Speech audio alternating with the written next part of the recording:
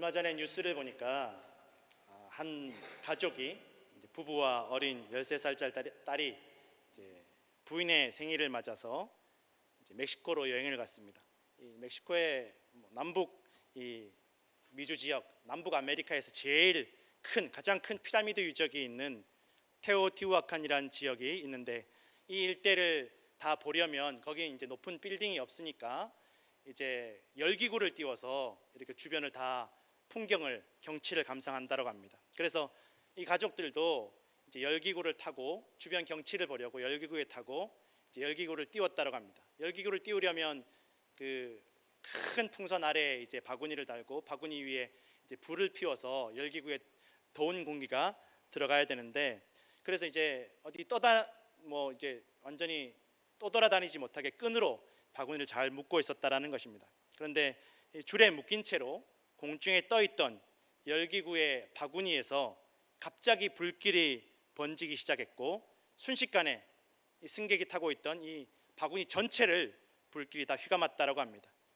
그 과정에서 이 13살짜리 딸은 다행히 뛰어내려서 골절을 당하고 화상을 입었지만 살아남았고, 이 부모님은 그만 세상을 떠나고 말았다라는 것입니다. 이 여행이 어떤 여행이었냐? 아까도 말씀드렸지만 이 부인의 생일을, 또 엄마의 생일을 축하해 주기 위해서 아버지와 13살짜리 딸이 준비한 깜짝 선물이었다라는 것입니다. 이거 하면 엄마가 정말 가고 싶어 하던 곳이고 여행 가고 싶어 했으니까 엄마가 좋아하겠지. 엄마가 얼마나 좋아할까? 얼마나 기뻐할까? 그렇게 준비한 여행이었지만 이 깜짝 선물이 결국 죽음의 선물이 되고 말았습니다. 이 죽음으로 말미암아 모든 기쁨과 감사와 소망이 한순간에 절망과 낙심과 고통으로 바뀌었습니다.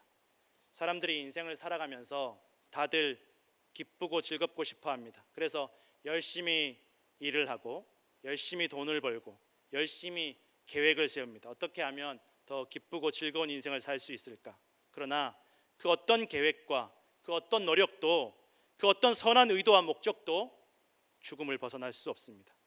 세상 그 누구도 죽음을 이겨낼 수 없습니다. 그래서 인생의 모든 수고는 헛되다라고 성경은 말씀하고 있습니다. 전도서 2장 10절에서 11절 말씀입니다. 무엇이든지 내 눈이 원하는 것을 내가 금하지 아니하며 무엇이든지 내 마음이 즐거워하는 것을 내가 막지 아니하였으니 이는 나의 모든 수고를 내 마음이 기뻐하였음이라. 이것이 나의 모든 수고로 말미암아 얻은 몫이로다. 그 후에 내가 생각해 본즉 내 손으로 한 모든 일과 내가 수고한 모든 것이 다 헛되어 바람을 잡는 것이며 해 아래에서 무익한 것이로다. 세계 역사상 가장 지혜로운 사람 솔로몬, 세계 역사상 가장 큰 부귀 영화를 누렸던 솔로몬이 죽음 앞에서 모든 것이 허무하다라고 고백하고 있다는 것입니다. 인생의 소원과 즐거움을 마음껏 누리고 열심히 수고를 하고 그 수고를 통해서 얻은 몫일지라도 죽음 앞에서는 아무 쓸모없고 헛되고 허무한 것이 바로 죽음의 힘이라는 것입니다. 모든 생명과 존재와 긍정적인 것들을 한순간에 허무하고 헛된 것으로 만들어버리는 권세가 사망에 있습니다. 이 세상의 어떤 존재도 이 권세를 결코 이길 수 없습니다. 죽음은 언제나 승리하고 있습니다. 그러나 성경은 예수 그리스도 안에서 우리가 사망에 대하여, 절망과 낙심에 대하여, 허무함에 대하여 승리하였음을 선포하고 있습니다. 고린도전서 15장 55절에서 58절 말씀 읽어드리겠습니다. 사망아 너의 승리가 어디 있느냐? 사망아 내가 쏘는 것이 어디 있느냐? 사망이 쏘는 것은 죄요 죄의 권능은 율법이라. 우리 주 예수 그리스도로 말미암아 우리에게 승리를 주시는 하나님께 감사하노니 그러므로 내 사랑하는 형제들아 견실하며 흔들리지 말고 항상 주의 일에 더욱 힘쓰는 자들이 되라. 이는 너희 수고가 주 안에서 헛되지 않은 줄 알미라. 아멘. 여러분, 사망을, 죽음을 이길 수 있는 능력이 어디에 있습니까? 바로 예수 그리스도 안에 있습니다. 우리의 모든 인생이, 우리의 모든 수고가 헛되지 않은 길이 예수 그리스도 안에 있음을, 그 부활 안에 있음을 믿으시기를 바랍니다. 성도 여러분, 사망의 권세, 허무함과 절망을 이기는 능력이, 승리의 길이 예수 그리스도 안에 있음을 다시 한번 기억하시기 바랍니다. 우리 인생의 모든 수고를, 우리 인생의 모든 눈물과 고통을 결코 헛되게 만들지 않는 길이 바로 주님께 있습니다. 이 부활과 생명이 얼마나 특별합니까? 얼마나 소중합니까? 얼마나 감사한 은혜입니까? 이것을 기억하시기를 부탁드립니다. 이 멕시코에서 사고 난 부부는 피라미드를 보러 갔습니다. 여러분, 피라미드가 무엇입니까? 무덤입니다. 인간이 인간의 노력과 의지로 죽음을 이기기 위한 몸부림입니다. 죽은 이후에도 권력과 권세와 영광을 누리기 위하여 수많은 죽음과 고통을 담보로 지은 무덤일 뿐입니다. 돌무덤입니다. 그러나 그 어떤 피라미드도 죽음을 이기지 못했습니다. 제 아무리 대단한 황제들도, 제 아무리 대단한 왕들도 이 거대한 돌무덤을 통해서 죽음을 이겨보려 하였지만 이기지 못하였습니다. 성도 여러분, 오늘 우리는 어떤 피라미드를 짓고 있습니까? 물질의 피라미드, 권력의 피라미드, 정욕과 쾌락의 피라미드, 명예와 인기의 피라미드를 짓고 있지는 않습니까?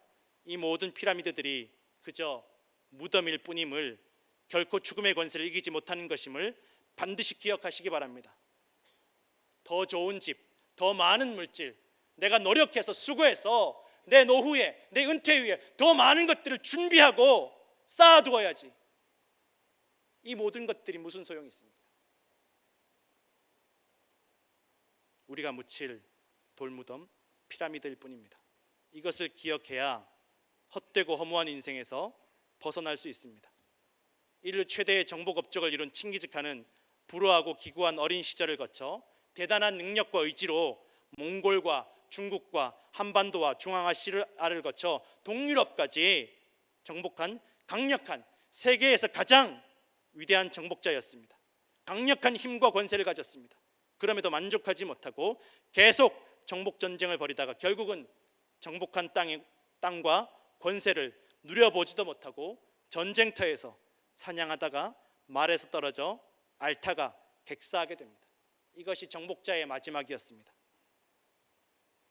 칭기즈칸의 묘는 도구를 방지하기 위해서 어떤 표식도 남기지 않고 평평한 땅에 묻은 다음 1,000마리의 말로 그 무덤 위를 다 짓밟았다고 합니다. 아무도 알아보지 못하도록, 아무도 찾지 못하도록, 심지어 이 시신을 운반한 사람들을 모조리 다 죽여 없앴다고 합니다.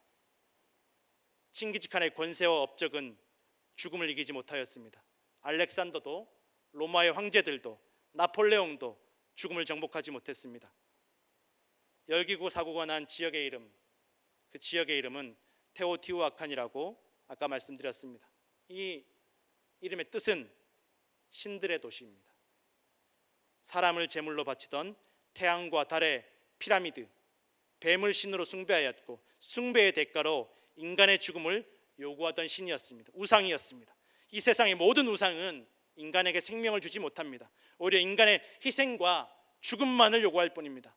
돈도 명예도, 그 어떤 권력과 명예도, 그 어떤 대단한 사람도, 어떤 가깝고 사랑하는 사람도 결국은 붙잡기 위해서는 희생과 죽음이 요구될 뿐이라는 것입니다. 성도 여러분, 정신 차려야 합니다. 요한복음 10장 10절 말씀입니다. 도둑이 오는 것은 도둑질하고 죽이고 멸망시키려는 것뿐이요 내가 온 것은 양으로 생명을 얻게 하고 더 풍성히 얻게 하려는 것이라. 아멘.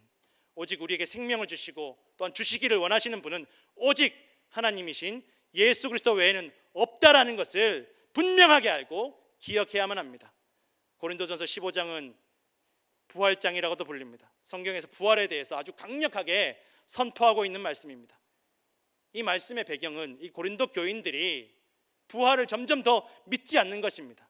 예수 그리스도의 부활을 믿지 않고 죽은 자들의 부활도 믿지 않는 것입니다.